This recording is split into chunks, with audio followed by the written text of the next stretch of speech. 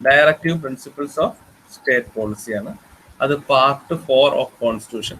കോൺസ്റ്റിറ്റ്യൂഷനിലെ ഓരോ പാർട്ടും നമ്മളിങ്ങനെ എക്സ്പ്ലെയിൻ ചെയ്താണ് വന്നത്.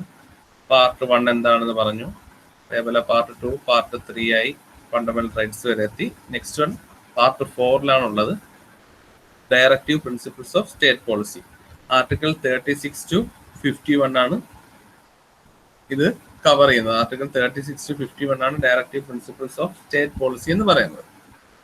ഓക്കെ, ഈ directive principles of state policy എന്ന് വെച്ചാൽ ഒരു സ്റ്റേറ്റ്, പേരിന് തന്നെ അറിയാം, ഒരു സ്റ്റേറ്റ് ഏതെങ്കിലും ഒരു പോളിസി എടുക്കുമ്പോൾ, പോളിസി എടുക്കുക എന്ന് വെച്ചാൽ അവർ ലോ ഉണ്ടാക്കുകയോ അല്ലെങ്കിൽ എന്തെങ്കിലും ഒരു പുതിയ കാര്യം കൊണ്ടുവരികയോ ചെയ്യുമ്പോൾ ഈ ഡയറക്റ്റീവ് പ്രിൻസിപ്പിൾസ് അടിസ്ഥാനമാക്കിയിട്ട് വേണം അത് കൊണ്ടുവരാൻ. എന്നുവെച്ചാൽ ഡയറക്റ്റീവ് പ്രിൻസിപ്പിൾസിനെ മുൻനിർത്തി അത് കണ്ടുകൊണ്ടായിരിക്കണം എന്ത് ചെയ്യേണ്ടത്, പുതിയൊരു പോളിസി കൊണ്ടുവരിക. ഇവിടെയും സ്റ്റേറ്റ് എന്നുകൊണ്ട് ഉദ്ദേശിക്കുന്നത് അന്ന് ഞാൻ പറഞ്ഞത് തന്നെയാണ്. സ്റ്റേറ്റ് എന്ന് വെച്ചാൽ ഇന്ത്യ മൊത്തത്തിലാവാം, മുനിസിപ്പാലിറ്റീസ് ആവാം, ലെജിസ്ലേറ്റർ ഓഫ് സ്റ്റേറ്റ് ആവാം, പാർലമെന്റ് ഓഫ് സ്റ്റേറ്റ് ആവാം എന്ന് പറഞ്ഞാൽ നമ്മൾ സ്റ്റേറ്റിന് കുറെ ഡെഫിനിഷൻ കൊടുത്തായിരുന്നു. അതെല്ലാം ഇതിനും ഇൻക്ലൂഡഡ് ആണ്. ഇവിടെ സ്റ്റേറ്റ് എന്നുകൊണ്ട് ഉദ്ദേശിക്കുന്ന ഈ പറഞ്ഞിട്ടുള്ള എല്ലാ ബോഡിയെയും സ്റ്റേറ്റ് എന്ന് തന്നെയാണ് പറയുന്നത്. ഓക്കെ, അപ്പോൾ സ്റ്റേറ്റ് പോളിസി, സ്റ്റേറ്റ് ഏത് പോളിസി എടുത്താലും അവിടെ ഡയറക്റ്റീവ് പ്രിൻസിപ്പിൾസിൽ പറഞ്ഞിരിക്കുന്ന കാര്യം മുൻനിർത്തി വേണം അത് ചെയ്യാൻ.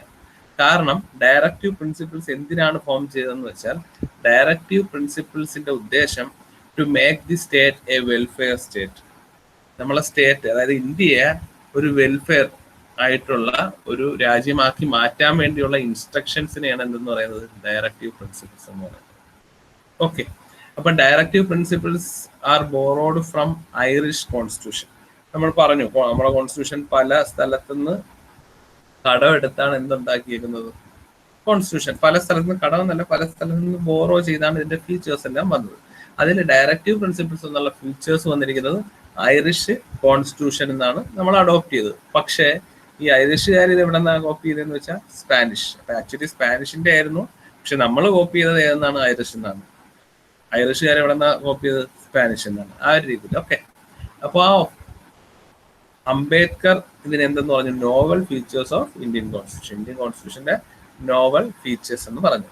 ഇനി ഡയറക്റ്റീവ് പ്രിൻസിപ്പിൾസും ഫണ്ടമെന്റൽ റൈറ്റ്സും കൂടെ ഒരുമിച്ചാണ് എന്തെന്ന് പറയുന്നത്, നമ്മളെ കോൺസ്റ്റിറ്റ്യൂഷന്റെ ഫിലോസഫി ഉണ്ടെന്നും സോൾ ഓഫ് കോൺസ്റ്റിറ്റ്യൂഷൻ എന്നും പറയുന്നത്. നമ്മുടെ കോൺസ്റ്റിറ്റ്യൂഷന്റെ സോളും ഫിലോസഫി എന്ന് പറയുന്ന ഫണ്ടമെന്റൽ റൈറ്റ്സും ഡയറക്റ്റീവ് പ്രിൻസിപ്പിൾസും കൂടെ കമ്പൈൻ ചെയ്തിട്ടാണ്.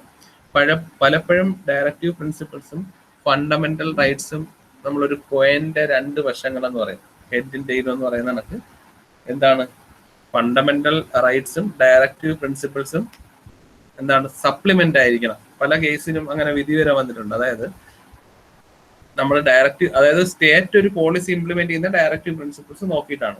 ഈ ഡയറക്റ്റീവ് പ്രിൻസിപ്പിൾസ് എന്ന് പറഞ്ഞാൽ ഒരു വെൽഫെയർ സ്റ്റേറ്റ് ആക്കുക എന്നുള്ളതാണ്.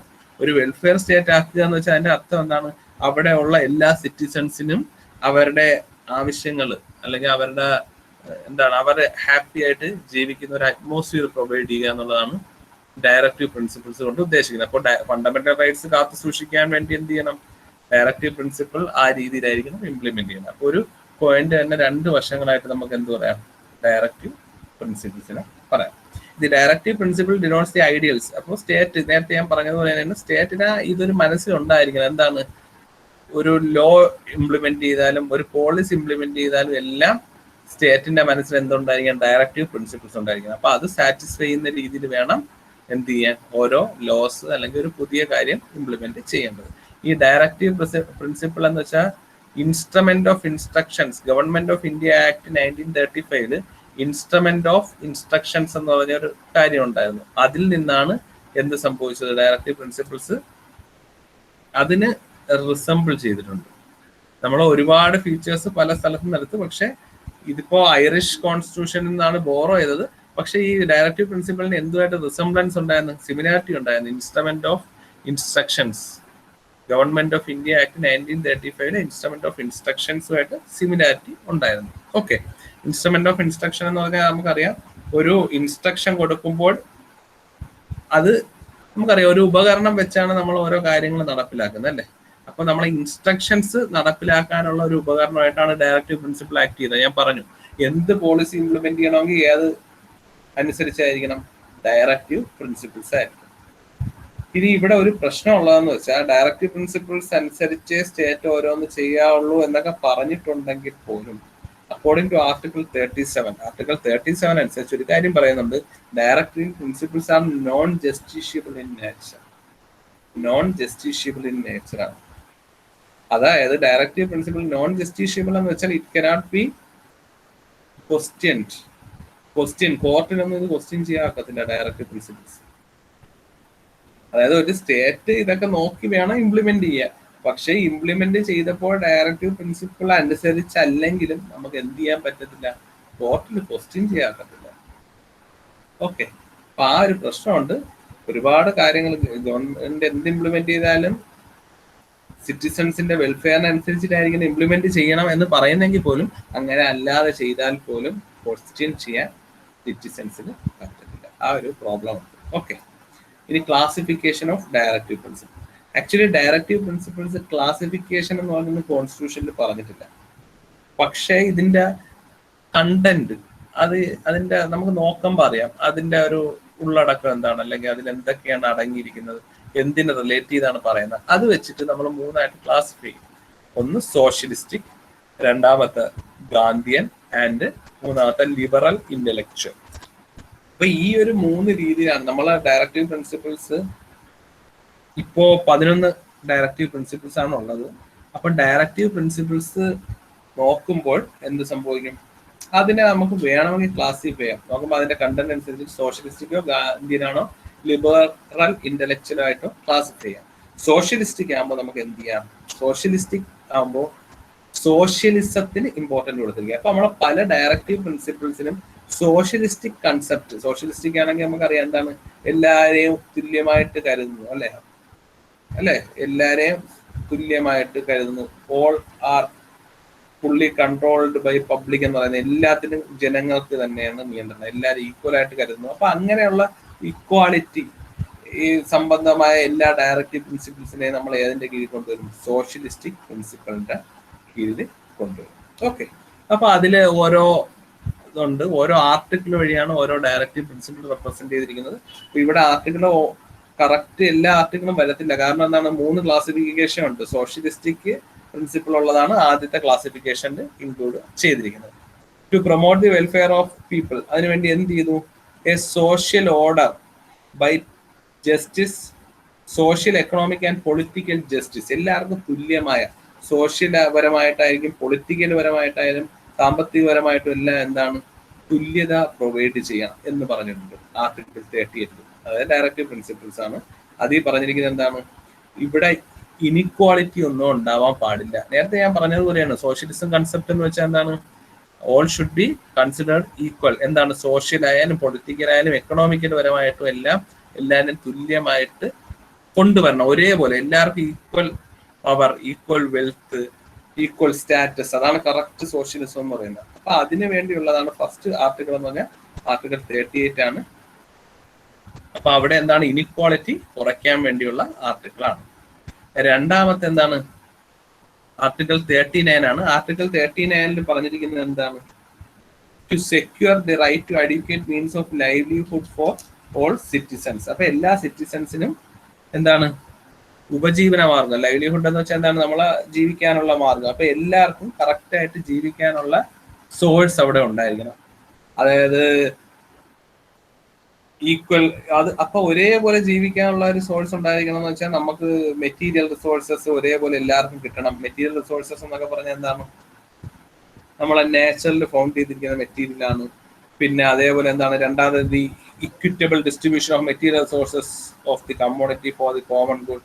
അപ്പോൾ തുല്യമായിട്ട് എല്ലാവർക്കും ഡിസ്ട്രിബ്യൂട്ട് ചെയ്യണം, എല്ലാവർക്കും. അല്ല ഒരെണ്ണം ഒരാളിൽ അക്യുമുലേറ്റ് ചെയ്യാൻ പാടില്ല. നമുക്ക് വേണമെങ്കിൽ പറയാം ഇതൊക്കെ ഉള്ളത് കൊണ്ടാണ് പൂഴ്ത്തി വെപ്പൊന്നും നടക്കാത്തത്. അതേപോലെ ഭൂപരിഷ്കരണ നിയമമൊക്കെ കൊണ്ടുവന്നില്ലേ. അപ്പൊ അതേപോലുള്ള കാര്യങ്ങളൊക്കെ ഇംപ്ലിമെന്റ് ചെയ്തത് ഏത് വെച്ചിട്ടാണ്, ഈ ഡയറക്റ്റീവ് പ്രിൻസിപ്പിൾ വെച്ചിട്ടാണ്. റേഷൻ കട അല്ലെങ്കിൽ സപ്ലൈ വഴി എല്ലാവർക്കും ഒരേപോലെ ഡിസ്ട്രിബ്യൂട്ട് ചെയ്യുന്നു. അല്ല പൈസ ഉള്ളവർക്ക് വാങ്ങുക എന്നുള്ളതല്ല, ഒരു കാർഡിന് ഇത്ര ആണ് ഒരാൾക്ക് കൊടുക്കുന്നത്, അങ്ങനെ എല്ലാവർക്കും കാർഡുള്ളവർക്ക് ഡിസ്ട്രിബ്യൂട്ട് ചെയ്യുന്നു. ഇതെല്ലാം ഗവൺമെന്റ് എന്ത് ഉപയോഗിച്ചിട്ടാണ്, ഈ ഡയറക്റ്റീവ് പ്രിൻസിപ്പിൾസ് അനുസരിച്ചിട്ടാണ് ഇംപ്ലിമെന്റ് ചെയ്തത്. അതാണ് ഈ ആർട്ടിക്കിൾ 39 പറയുന്നത്. പിന്നെ equal pay for men and women. അപ്പോൾ ജോലി ചെയ്യുന്ന ആണുങ്ങൾക്കും പെണ്ണുങ്ങൾക്കും ഒരേ കൂലിയാണ് കൊടുക്കുന്നത്. അപ്പൊ ഏത് ഇപ്പൊ നമുക്കറിയാം ഏത് ഫീൽഡിൽ ഗവൺമെന്റ് ആയാലും പ്രൈവറ്റ് ആയാലും എല്ലാം ഒരേ പോസ്റ്റിൽ ഇരിക്കുന്നവർക്ക് ഒരേ സാലറി കൊടുക്കുന്നു. അത് റൂളായിട്ടൊക്കെ കൊണ്ടുവന്നത് ഈ ഡയറക്റ്റീവ് പ്രിൻസിപ്പിൾസ് വെച്ച് ഇംപ്ലിമെന്റ് ചെയ്തതാണ്. Preservation of health and strength of workers. അപ്പോൾ നമുക്കറിയാം വർക്കേഴ്സിന്റെ ഹെൽത്തും സ്ട്രെങ്തും നോക്കണം. അപ്പൊ നമ്മൾ എവിടെ ജോലി ചെയ്താൽ ഇപ്പൊ 8 മണിക്കൂർ വർക്ക് മാത്രമേ പ്രൊവൈഡ് ചെയ്യാൻ പാടുള്ളൂ എന്നൊക്കെ പറഞ്ഞ് കൊണ്ടുവന്നിട്ടുണ്ട്. അതെല്ലാം ഈ ഡയറക്റ്റീവ് പ്രിൻസിപ്പിൾസ് മുൻനിർത്തിക്കൊണ്ട് കൊണ്ടുവന്നിട്ടുള്ള കാര്യങ്ങളാണ്. പിന്നെ opportunities for healthy development of children. ചിൽഡ്രന്റെ ഡെവലപ്മെന്റിന് വേണ്ടി ഓരോന്ന് കൊണ്ടുവന്നിട്ടുണ്ട്. നമുക്കറിയാം സ്കൂളുകളിൽ തന്നെ കുട്ടികൾക്ക് ഉച്ചക്കഞ്ഞി ആയാലും അതേപോലെ വീട്ടിലോട്ട് കൊടുത്തു വിടും സാധനങ്ങൾ അല്ലെ. അവർക്ക് ഒരിക്കലും പ്രോട്ടീൻ്റെ ഒന്നും കുറവ് വരാതിരിക്കാൻ കൊണ്ടുവരും. ഇതെല്ലാം ഡയറക്റ്റീവ് പ്രിൻസിപ്പിൾസ് ആണ്. These all are socialistic in nature ആണ്. അപ്പൊ അതേപോലെ അടുത്തത് എന്താണ് 39A. ഈ എ ഒക്കെ കാണുമ്പോൾ ഒരു കാര്യം ഓർക്കുക, അമെൻമെന്റ് ആണ് കേട്ടോ. ആദ്യം അത് ആ സാധനം ഉണ്ടായിട്ടുണ്ടാകത്തില്ല. പിന്നെ ഇംപ്ലിമെന്റ് ചെയ്യുന്ന സാധനത്തിനാണ് എന്തെന്ന് പറയുന്നത്, ഇങ്ങനെ A B എന്നൊക്കെ പറഞ്ഞ് കാണിക്കുന്നത്. ഓക്കെ, അപ്പൊ ഇവിടെ പക്ഷെ ഈ 39ന്റെ സബ് ഡിവിഷൻ ആയിട്ടാണ് ഇത് കാണിക്കുന്നത്. അമെൻമെന്റ് അല്ല. ഇത് 39 സ്മോൾ എ, ഇത് 39 സ്മോൾ ബി, ഇത് 39 സ്മോൾ സി, 39 സ്മോൾ ഡി ഒത്തിരി ഇമ്പോർട്ടന്റ് ആണ്. കാരണം എന്താണ്, equal pay for equal work for men and woman. ആ ഒരു നല്ല ഡയറക്റ്റീവ് പ്രിൻസിപ്പിൾ ആണ് അല്ലെ. ഒരേ ജോലി ചെയ്യുന്നവർക്ക് ഒരേ കൂലി. അപ്പോൾ അതേപോലെ ഇത് പക്ഷെ അമെൻമെന്റ് ആയതുകൊണ്ടാണ് ക്യാപിറ്റൽ എ ക്യാപിറ്റൽ ബി എന്നൊക്കെ പറഞ്ഞു കൊടുക്കുന്ന അമെൻമെന്റ് ആണ്. ഓക്കെ, ഇനി നോക്കിയേ അടുത്ത സോഷ്യലിസ്റ്റിക് തന്നെയാണ്. Equal justice and to provide free legal aid to poor. 39A free legal aid. ഇപ്പൊ നമുക്കറിയാം പല സിനിമയിലായാലും പല സ്ഥലത്തും നമ്മൾ കണ്ടിട്ടുണ്ട്. എന്താണ്, പ്രതിക്ക് വേണ്ടി വക്കീൽ ഹാജരായിട്ടുണ്ടോ, അപ്പോ പ്രതി എന്താണ് സാമ്പത്തികമായിട്ട് വളരെ പിന്നോക്കം നിൽക്കുന്നത്, അല്ലെങ്കിൽ അതിനുള്ള ശേഷി ഇല്ലെങ്കിൽ എന്ത് ചെയ്യും, കോടതി തന്നെ ഇദ്ദേഹത്തിന് വേണ്ടി ഒരു വക്കീലിനെ അറേഞ്ച് ചെയ്ത് കൊടുക്കും. ഇതെല്ലാം ഡയറക്റ്റീവ് പ്രിൻസിപ്പിൾ പറഞ്ഞിട്ടുള്ളതാണ്. 39A. അപ്പൊ അതിനനുസരിച്ചിട്ടാണ് ഓരോ റൂളൊക്കെ വന്നത്. ഓക്കെ, അപ്പോൾ equal justice, provide free legal aid, ഇതൊക്കെ ഡയറക്റ്റീവ് പ്രിൻസിപ്പിൾസ് പറഞ്ഞിട്ടുള്ളതാണ് 39A. അപ്പോ ഈ പുവറിന് എന്താണ് ഫ്രീ ലീഗൽ എയ്ഡ് ഒക്കെ പ്രൊവൈഡ് ചെയ്യുന്നുണ്ട്. അപ്പോൾ ഈ ഫ്രീ ലീഗൽ എയ്ഡ് എന്ന് ഞാൻ പറഞ്ഞെങ്കിലും അതിന് കുറെ കണ്ടീഷൻസ് ഉണ്ട്. എന്തൊക്കെയാണ് ആ കണ്ടീഷൻ എന്ന് വെച്ചാൽ, നല്ല പുവർ ആയിരിക്കണം, ജുവനൈഡ് എന്ന് പറഞ്ഞാൽ അറിയാം, ആരും ഇല്ലാത്ത ഉള്ള ചിൽഡ്രൻസ് ആണെങ്കിൽ അവർക്ക് പറ്റും. ക്രോണിക് ഡിസീസ്, ഭയങ്കരമായിട്ട് ഡിസീസിൽ സഫർ അവർക്കാണെങ്കിൽ അങ്ങനെയൊക്കെ കുറെ കണ്ടീഷൻസ് പറഞ്ഞിട്ടുണ്ട്. ഇൻകം ലിമിറ്റ് ഉണ്ട്, പിന്നെ SC/ST ആണ്, അങ്ങനെയൊക്കെ. അപ്പൊ അല്ലാതെ നമ്മളിപ്പോ ആർക്കും പൈസ ചെലവാക്കാൻ വയ്യാത്തോണ്ട് എനിക്ക് പൈസ ചെലവാക്കാൻ വയ്യെന്ന് പറഞ്ഞ് എനിക്ക് വക്കീലിനെ വെക്കാൻ പൈസ ഇല്ല എന്ന് പറഞ്ഞാൽ പറ്റത്തില്ല. അവിടെ എല്ലാം കണ്ടീഷൻസ് ഉണ്ട്. എന്താണ്, ഹി ഷുഡ് ബി പുവർ, ഒരുപാട് കണ്ടീഷൻ ഉണ്ട്. SC/ST ആണെങ്കിൽ പറ്റും, അല്ലെങ്കിൽ ഒരു ഇൻകം ലിമിറ്റ് താഴെ ആയിരിക്കണം, ഇല്ലെങ്കിൽ ജുവനൈൽ ആരും ഇല്ലാത്ത ആളായിരിക്കണം, അല്ലെങ്കിൽ ഭയങ്കര ഹൈലി ക്രോണിക് ആയിട്ടുള്ള ഡിസീസുമായിട്ട് സഫർ ചെയ്യുന്നവരൊക്കെ ആണെങ്കിലാണ് ഇതൊക്കെ പോസിബിൾ ആണ്. ഓക്കെ, പിന്നെ article 41 to secure the right to work, തൊഴിലുറപ്പൊക്കെ നമുക്കറിയാമല്ലോ, അതെല്ലാം ഇത് വെച്ചിട്ടാണ്. To secure the right to work, to education, public assistance. അപ്പോൾ ഓൾഡ് ഏജ്കാർക്കുള്ള ഓരോ കാര്യങ്ങൾ, പെൻഷൻസ്, പിന്നെ വാർദ്ധക്യ പെൻഷൻ, അങ്ങനെയൊക്കെ കൊടുക്കുന്നില്ലേ, അതെല്ലാം ഈ ഡയറക്റ്റീവ് പ്രിൻസിപ്പിൾ ആർട്ടിക്കിൾ 41 വെച്ചിട്ടുള്ളതാണ്. പിന്നെ to make provision for just and human conditions. Article 42 എന്ന് വെച്ചാൽ വർക്കിങ്ങിന് മനുഷ്യത്വപരമായ ഓരോ ആനുകൂല്യങ്ങൾ കൊടുക്കണം. ഫോർ എക്സാമ്പിൾ മെറ്റേണിറ്റി റിലീഫ് അല്ലേ, മെറ്റേണിറ്റി കഴിയുന്നവർക്ക് ലീവ് പ്രൊവൈഡ് ചെയ്യുന്നുള്ളൂ, വിത്ത് സാലറി ആണ് അല്ലെ. 180 days, 180 ദിവസം അവർക്ക് വിത്ത് സാലറി, ഫുൾ പേ അല്ലാതെ വേറെ ലീവൊന്നുമല്ല, അവരുടെ അവകാശം പോലെ എന്ത് ചെയ്യുന്നുണ്ട്, ഇപ്പൊ റൂൾ ഉണ്ട്, എന്താണ്, മെറ്റേണിറ്റി റിലീഫ് പ്രൊവൈഡ് ചെയ്യുന്നുണ്ട്. അങ്ങനെ ഓരോ സോഷ്യൽ പരമായിട്ടുള്ള എന്ന് വെച്ചാൽ എല്ലാരെയും ഒരേപോലെ കൺസിഡർ ചെയ്ത് എല്ലാവർക്കും ഓരോ ആനുകൂല്യം കൊടുക്കുന്നത് എന്തിന്റെ കീഴിലാണ് വരുന്നത്, സോഷ്യലിസ്റ്റിക് കീഴിലാണ് വരുന്നത്. ഓക്കെ, പിന്നെ അടുത്ത എന്താണ്, decent standard of life and social culture. വർക്കേഴ്സിന് എല്ലാവർക്കും എന്താണ് ഡീസെന്റ് ആയിട്ടുള്ള ഒരു മിനിമം, അതായത് ഒരു ലിവിങ് വേജ്, നമുക്കറിയാലോ ഒരു മിനിമം കൂലി എന്നൊക്കെ നമ്മൾ പറയാറുണ്ട് അല്ലെ, മിനിമം കൂലിയൊക്കെ നമ്മൾ പ്രൊവൈഡ് ചെയ്യുന്നുണ്ട്. അതെല്ലാം ഈ ഡയറക്റ്റീവ് പ്രിൻസിപ്പിൾസ് വെച്ചിട്ടുള്ള കാര്യങ്ങളാണ്. മിനിമം കൂലി, അതായത് ഇന്നയാളിന് മിനിമം ഇത്ര ഇതായിട്ട് സെറ്റ് ചെയ്തിരിക്കുന്നത് എന്നൊക്കെ നമ്മൾ പറയാറില്ല. Minimum wage should be this much. അതായത് നമുക്ക് തോന്നുന്ന പൈസ കൊടുക്കാറില്ല, ഇത്രയും ചെയ്തിട്ട് ഒരു 100 രൂപ ഇരിക്കട്ടെ എന്നല്ല. ഒരു ജോലിക്ക് മിനിമം ഇത്ര വേജ്, അതിൽ കൂടുതൽ വേണമെങ്കിൽ കൊടുക്കാം, പക്ഷെ മിനിമം അത്രയും വേജ് കൊടുത്തിരിക്കണം. അടുത്ത 43A, അതും അമെന്റ്മെന്റ് ആണ്. 43A എന്താണ്? To secure the participation of workers in management of industries. ഇൻഡസ്ട്രിയുടെ മാനേജ്മെന്റിലോട്ട് വർക്കേഴ്സിന്റെ പാർട്ടിസിപ്പേഷനും ഉണ്ട്. നമുക്കറിയാം ഒരു ഇൻഡസ്ട്രി സംഘടനകളൊക്കെ ഉണ്ടാവും അല്ലെ, തൊഴിലാളി സംഘടനകളുണ്ടാവും. അപ്പൊ ഇൻഡസ്ട്രിയിലെ മെയിൻ ഗവേണിംഗ് ബോഡിയിലെ ഒരു സംഘടനാ നേതാവൊക്കെ ഉണ്ടാവും. ഇതെല്ലാം ആർട്ടിക്കിൾ 43A ആണ്. ഡയറക്റ്റീവ് പ്രിൻസിപ്പിൾസ് അനുസരിച്ച് ചെയ്താണ്. പിന്നെ പബ്ലിക് ഹെൽത്ത് ഒക്കെ ഇൻക്രീസ് ചെയ്യുക എന്നുള്ളതാണ് ആർട്ടിക്കിൾ 47. ഇതിലെല്ലാ ആർട്ടിക്കിൾസും നിങ്ങൾ ഇമ്പോർട്ടന്റ് ആയിട്ട് നോക്കണമെന്നല്ല, പക്ഷെ ഒന്ന് അറിഞ്ഞിരിക്കുക. ഓക്കെ, ഇതൊക്കെ ഏതിൽ വരുന്നതാണെന്നൊക്കെ ഉള്ളത് ഒരു ആർട്ടിക്കിൾ ജസ്റ്റ് ഒന്ന് ചിലതൊക്കെ ഓർത്ത് വെക്കുക. Next one, first socialist principle വെച്ചിട്ടുള്ളത് നമ്മൾ ഓൾറെഡി എക്സ്പ്ലെയിൻ ചെയ്തു. സെക്കൻഡ് വൺ ഗാന്ധിയൻ പ്രിൻസിപ്പിൾസ് ആണ്. ഗാന്ധിയൻ പ്രിൻസിപ്പിൾസ് എന്ന് വെച്ചാൽ ഗാന്ധിജിയുടെ ഐഡിയോളജി വെച്ചിട്ട്, അതായത് നമ്മളെ ഡയറക്റ്റീവ് പ്രിൻസിപ്പിൾസിൽ കുറെ കാര്യങ്ങൾ ഗാന്ധിജിയുടെ ഐഡിയൽ വെച്ചിട്ട് കൂടെ ഉള്ളതാണ്. അപ്പൊ അതിനെയാണ് ഗാന്ധിയൻ പ്രിൻസിപ്പിൾസ് അല്ലെങ്കിൽ ഗാന്ധിയൻ ഐഡിയോളജി വെച്ചിട്ട് ഇംപ്ലിമെന്റ് ചെയ്തിട്ടുള്ളതാണ്. ഇത് ഗാന്ധിജിയുടെ വിഷൻ ഉണ്ടായിരുന്നു. ഗാന്ധിജിയുടെ വിഷൻ അനുസരിച്ച് എന്താണ്? Individual change and social change should run parallel to each other. അതായത് ഇത് ഇപ്പൊ ഇതിലില്ല, ഞാൻ പറയുന്നതാണ്. ഗാന്ധിജിയുടെ ഐഡിയ അല്ലെങ്കിൽ ഗാന്ധിജിയുടെ വിഷൻ അനുസരിച്ച് എന്താണ്? നമ്മുടെ സ്വന്തമായിട്ടുള്ള ഡെവലപ്മെന്റും സൊസൈറ്റിയുടെ ഡെവലപ്മെന്റും ഒരേപോലെ പോകണം. അതായത് സൊസൈറ്റി ഡെവലപ്പ് ചെയ്താൽ ഇൻഡിവിജ്വൽ ആയിട്ട് ഡെവലപ്പ് ചെയ്യും, ഓരോരുത്തർ ഇൻഡിവിജ്വൽ ആയിട്ട് ഡെവലപ്പ് ചെയ്താൽ സൊസൈറ്റിയും ഡെവലപ്പ് ചെയ്തുകൊണ്ടിരിക്കും. അപ്പൊ അതുകൊണ്ട് ആ ഒരു ഐഡിയ വെച്ചിട്ട് പിന്നെ അൺടച്ചബിലിറ്റി, പിന്നെ വില്ലേജ് ഇൻഡസ്ട്രീസ്, ഇതെല്ലാം ഗാന്ധിജിയുടെ ഒരു ഐഡിയ. അതായത് ഒരു വില്ലേജ് ഡെവലപ്പ് ചെയ്യുക. അപ്പൊ ഒരു മൊത്തത്തിൽ ഒരു രാജ്യത്തിന്റെ ഡെവലപ്മെന്റ് വരണമെങ്കിൽ ആദ്യം എന്ത് ചെയ്യണം? വില്ലേജ് ഡെവലപ്പ് ചെയ്യണം. അതുവഴി പിന്നെ ഓരോ സ്റ്റേറ്റ്, അങ്ങനെ ആ ഒരു കൺസെപ്റ്റ് വെച്ചിട്ടാണ് ഗാന്ധിജിയുടെ വിഷൻ ഉണ്ടായിരുന്നു. അപ്പൊ അതിനെ റിലേറ്റ് ചെയ്തിട്ട് കുറച്ച് ഡയറക്റ്റീവ് പ്രിൻസിപ്പിൾസ് ഉണ്ട്. അതിനെയാണ് ഗാന്ധിയൻ പ്രിൻസിപ്പിൾസ് കൊണ്ട് റെപ്രസെന്റ് ചെയ്യുന്നത്. ഓക്കെ, അപ്പോ ടു ഓർഗനൈസ് വില്ലേജ് പഞ്ചായത്ത്, ഈ പറഞ്ഞ പോലെ വില്ലേജ് പഞ്ചായത്തൊക്കെ ഓർഗനൈസ് ചെയ്യുക, സെൽഫ് ഗവൺമെന്റ്. അപ്പൊ അത് ആർട്ടിക്കിൾ 40 ആയിരുന്നു.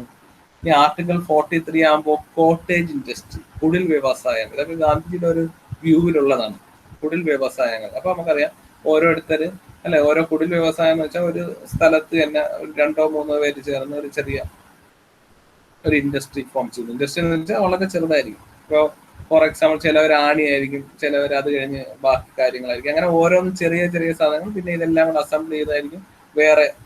അപ്പോ ആ ഒരു രീതിയിലോട്ട് പോകുന്നു. അപ്പോൾ to promote cotton industries on an individual or corporation basis. ഇതിൽ ഒരു കാര്യം ശ്രദ്ധിക്കുക, ആർട്ടിക്കിൾ 43 കണ്ടോ? To secure a living wage, a decent standard of life. ഇത് ഉണ്ടാക്കാൻ വേണ്ടി, ഇത് രണ്ടും ഒരേ ആർട്ടിക്കിളാണ്. ആർട്ടിക്കിൾ 43 തന്നെയാണ്. അതായത് ഗാന്ധിജിയൻ പ്രിൻസിപ്പിളിനും ആ സെയിം ആർട്ടിക്കിൾ വരുന്നുണ്ട്.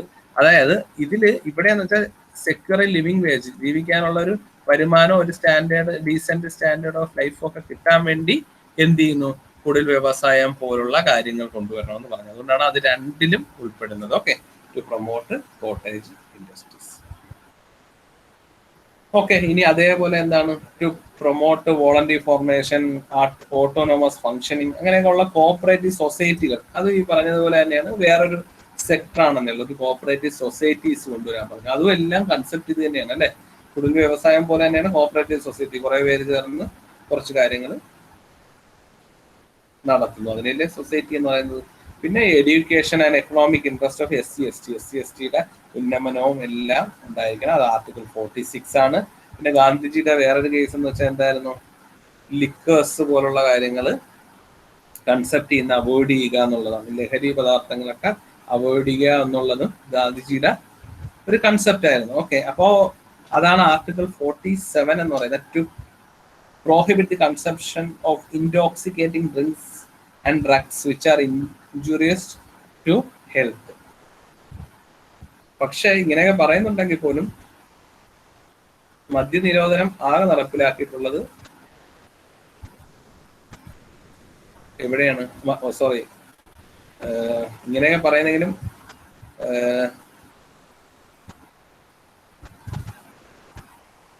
ഇല്ല, മദ്യനിരോധനം ഒരുപാട് കുറെ സ്റ്റേറ്റ്സ് നടപ്പിലാക്കിയിട്ടുണ്ട്. ഇപ്പോ ഗുജറാത്തൊക്കെ സ്റ്റേറ്റ് ഫോം ചെയ്തപ്പോൾ തൊട്ടേ മദ്യനിരോധനം നടപ്പിലാക്കിയിട്ടുണ്ട്. അല്ല, കേരളത്തിലൊന്നും ഇതുവരെ വന്നിട്ടില്ല കേട്ടോ, മദ്യനിരോധനം ഒന്നും ഇതുവരെ വന്നിട്ടില്ല. ഓക്കെ, ഇനി അടുത്തതെന്ന് വെച്ചാൽ to prohibit the slaughter of cows, calves and other milk and ഡോട്ട് കാറ്റിൽ. അതായത് നമുക്കറിയാം എന്താണ് പറയുന്നത്, ഗോവധ നിരോധനം അല്ലെ, നമ്മൾ കന്നുകാലികളെയൊക്കെ കൊല്ലാതിരിക്കുക. പിന്നെ മിൽച്ച് എന്ന് വെച്ചാൽ നമുക്ക് പാല് തരുന്ന പശുക്കൾ അല്ലെ, പാല് തരുന്ന പശുക്കളെയൊക്കെ എന്ത് ചെയ്യാതിരിക്കാൻ, കൊല്ലാതിരിക്കാൻ വേണ്ടിയുള്ളതൊക്കെ പറഞ്ഞിട്ടുണ്ട്. ഗാന്ധിയൻ പ്രിൻസിപ്പിളിൽ വരുന്നതാണ്. ഇത് ആർട്ടിക്കിൾ 48 ആണ്. അപ്പൊ ഇത് പല സ്റ്റേറ്റും ഇംപ്ലിമെന്റ് ചെയ്തിട്ടുണ്ട്, പല സ്റ്റേറ്റും ഇംപ്ലിമെന്റ് ചെയ്തിട്ടില്ല. കാരണം because the directive principles are injusticiable, justiciable അല്ല. അതുകൊണ്ട് വേണമെങ്കിൽ ഇംപ്ലിമെന്റ് ചെയ്താൽ മതി. അതിനനുസരിച്ച് നേരത്തെ ഞാൻ പറഞ്ഞ മദ്യനിരോധനത്തിന്റെ കേസും പറഞ്ഞു, പല സ്റ്റേറ്റും ഇംപ്ലിമെന്റ് ചെയ്തിട്ടുണ്ട്, പക്ഷെ അത് നിർബന്ധമില്ല. അടുത്ത ലിബറൽ ഇന്റലക്ച്വൽ പ്രിൻസിപ്പിൾസ് ആണ്.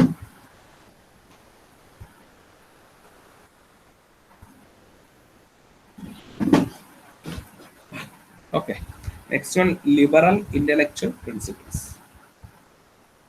അതായത് ലിബറൽ ഇന്റലക്ച്വൽ പ്രിൻസിപ്പിൾസ് എന്ന് വെച്ചാൽ എന്താണ്, നമ്മളെ ഓപ്പൺ മൈൻഡ്, അതായത് വിശാലമായി നമ്മൾ കാണുക, എല്ലാം വിശാല മനസ്സോടുകൂടി കാണുക എന്ന് പറയുന്നത് നമ്മളൊരു ലോജിക്ക്, ബുദ്ധിപരമായിട്ടുള്ള പ്രിൻസിപ്പിൾ വെച്ചിട്ട് കുറെ ഡയറക്റ്റീവ് പ്രിൻസിപ്പിൾ ഉണ്ട്. എന്ന് വെച്ചാൽ ഇങ്ങനെയൊക്കെ ചെയ്താൽ നല്ലതായിരിക്കും, അല്ലെങ്കിൽ നമ്മളെ കോമൺ സെൻസ് അനുസരിച്ച് ഓരോന്ന് ചെയ്യുക എന്നൊക്കെ പറയത്തില്ല. അതാണ് ലിബറൽ ഇന്റലക്ച്വൽ പ്രിൻസിപ്പിൾസ് എന്ന് പറയുന്നത്. അതില് to secure all citizens a uniform civil code throughout the country. Uniform civil code അല്ലെ, എന്താണ് ഒരേ സിവിൽ കോഡ്. അതായത് ആർട്ടിക്കിൾ 44 യൂണിഫോം സിവിൽ കോഡ് എന്ന് പറയുന്നത്.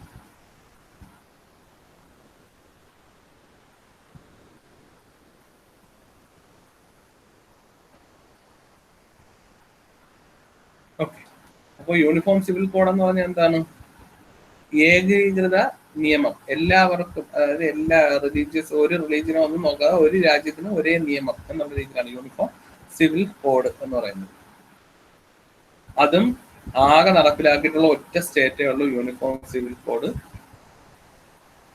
ഗോവയിൽ മാത്രമാണ് എന്ത് നടപ്പിലാക്കിയിട്ടുള്ളത്, uniform civil code. According to article 44 എന്താണ്, to secure all citizens a uniform civil code throughout the country. അപ്പൊ നമുക്ക് ഇവിടെ ഇപ്പം പല കൾച്ചറൊക്കെ ഉള്ളത് കൊണ്ട് ആണ് ഈ ബുദ്ധിമുട്ട് നേരിടുന്നത്. അപ്പോൾ അങ്ങനെ നടപ്പിലാക്കുന്നതും ഡയറക്റ്റീവ് പ്രിൻസിപ്പിൾസിൽ വരുന്നതാണ്. ആകെ ഇപ്പോൾ ഗോവയിൽ മാത്രമേ അത് ഇംപ്ലിമെന്റ് ചെയ്തിട്ടുള്ളൂ. Next one two provide early childhood care and education for all children until they complete the age of 6 years. 6 വയസ്സാവുന്നത് വരെ എന്താണ്, ചൈൽഡ്ഹുഡ് കെയറും കൊടുക്കണം, എഡ്യൂക്കേഷനും. എല്ലാ കുട്ടികൾക്കും, നമുക്കറിയാമല്ലേ, കുട്ടികളാണ് നമ്മളെ ഭാവി സിറ്റിസൺസ് അല്ലെ എന്ന് നമുക്കറിയാം. അപ്പൊ എന്ത് ചെയ്യുക, അവർക്ക് ആവശ്യമായ കെയറും കൊടുക്കണം, വിദ്യാഭ്യാസം കൊടുക്കണം, up to age of 6 years.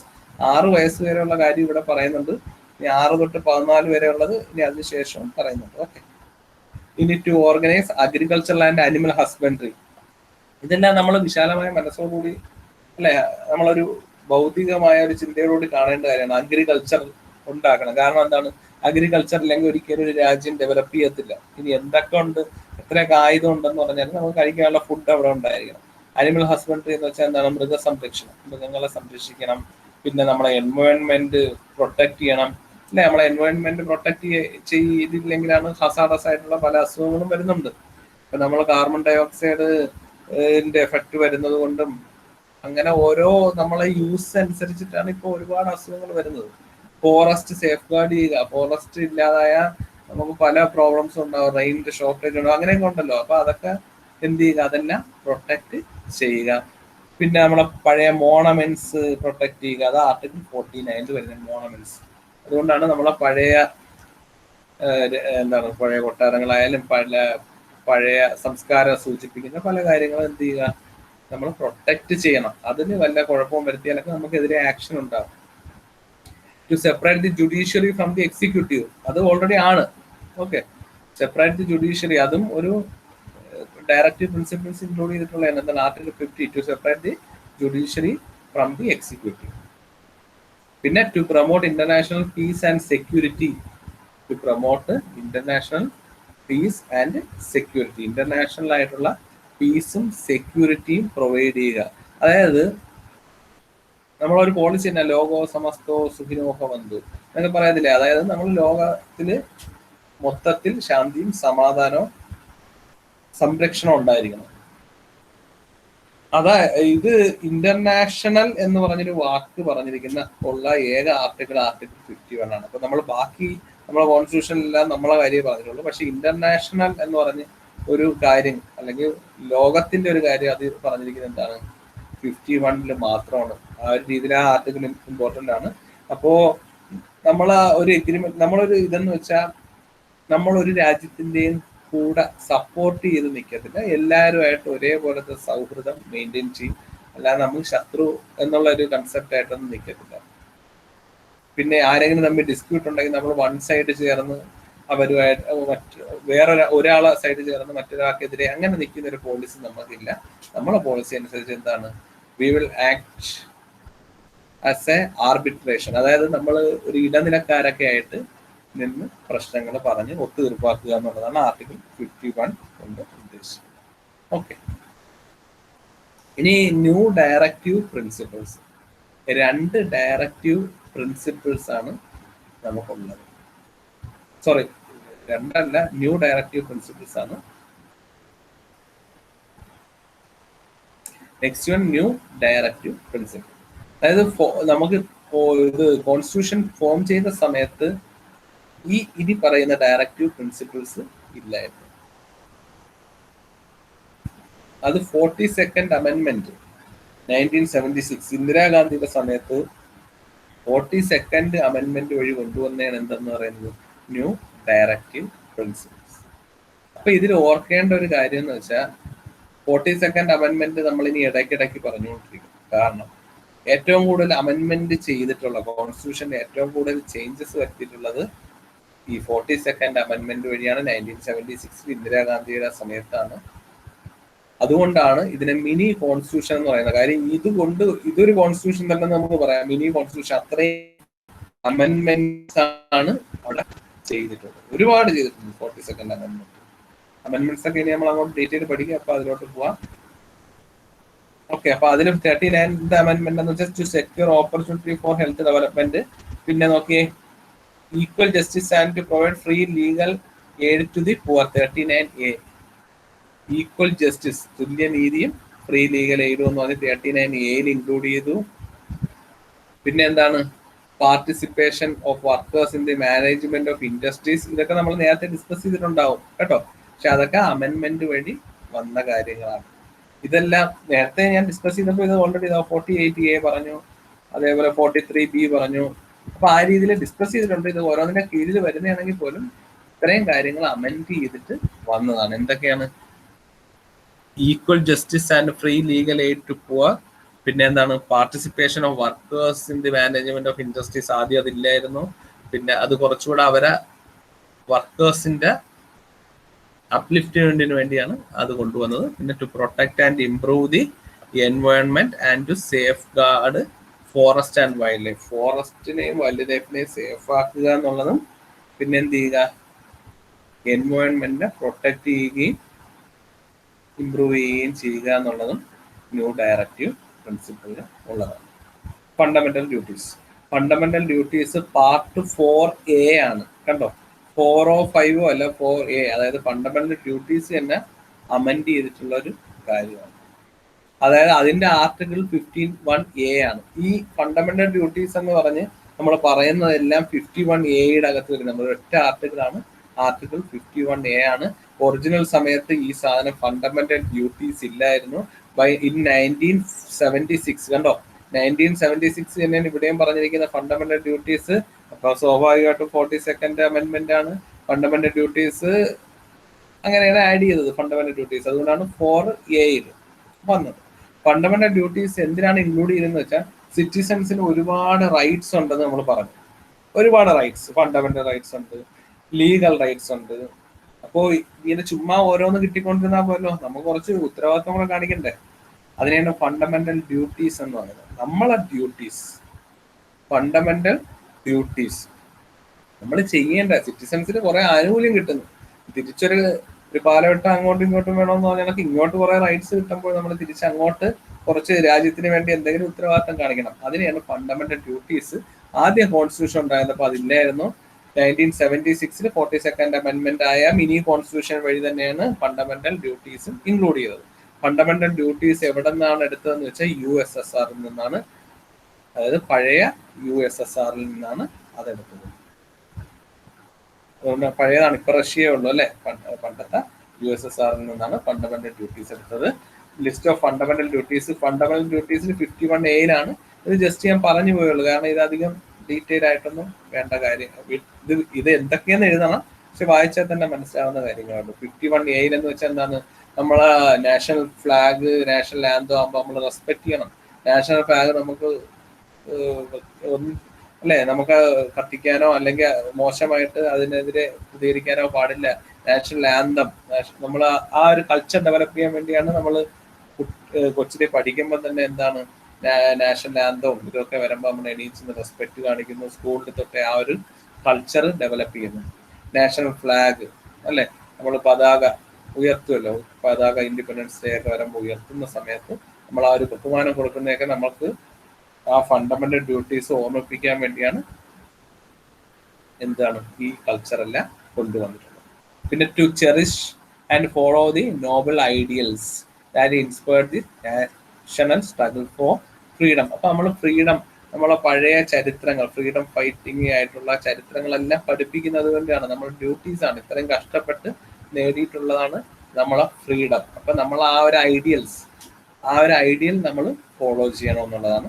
പിന്നെ നമ്മളെ സോവർണിറ്റി, യൂണിറ്റി ആൻഡ് ഇന്റഗ്രിറ്റി നമ്മൾ പ്രൊട്ടക്ട് ചെയ്യണം. സോവർണിറ്റി എല്ലാവരെയും ഒരേപോലെ കരുതണം അല്ലെ, എല്ലാ റിലീജിയൻസിനെയും ഒന്നായിട്ട് കരുതണം, നമ്മളെ സഹോദരങ്ങളായിട്ട് കരുതണം. യൂണിറ്റി, ഐക്യം ഉണ്ടായിരിക്കണം. ഇന്റഗ്രിറ്റി, നമ്മൾ മൊത്തത്തിൽ ജാതിയോ മതമോ ഒന്നും പറയല്ല, നമ്മളെല്ലാം ഇന്ത്യൻസ് എന്ന് പറഞ്ഞുള്ള ഒരു കൺസെപ്റ്റ് ഉണ്ടായിരിക്കുന്നത്. ഇതൊക്കെ നമ്മുടെ ഡ്യൂട്ടീസ് ആണ്, നമ്മൾ ചെയ്യേണ്ട കാര്യമാണ് കേട്ടോ. അപ്പോൾ ഇത് നമ്മളെ യൂണിറ്റി, ഇന്റഗ്രിറ്റി ഓഫ് ഇന്ത്യ, നമ്മളെല്ലാം ഇന്ത്യൻസ്, ആ ഒരു കൺസെപ്റ്റ് നമ്മളെ മനസ്സിലുണ്ടാവണം. It is our duty to defend the country.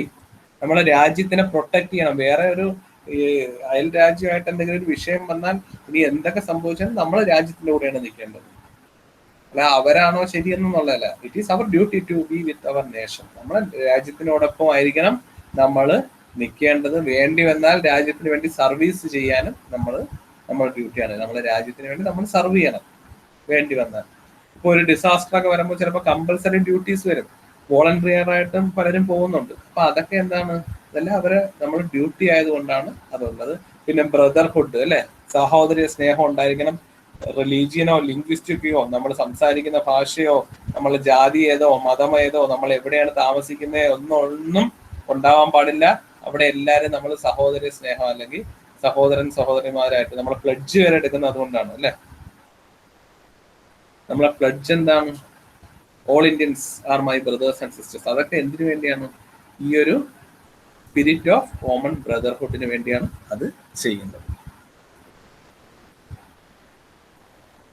പിന്നെ value and preserve the rich heritage, നമ്മളെ സംസ്കാരം സംരക്ഷിക്കുക, അതിന് വില കൊടുക്കുക, അത് നമ്മുടെ ഡ്യൂട്ടിയാണ്. അല്ലാതെ ഇന്ത്യയിലെ പലരും പറഞ്ഞ് ഞാൻ കേട്ടിട്ടുണ്ട്, അതൊക്കെ യഥാർത്ഥം നമ്മുടെ ഫണ്ടമെന്റൽ ഡ്യൂട്ടീസിന്റെ വയലേഷൻ ആണ്.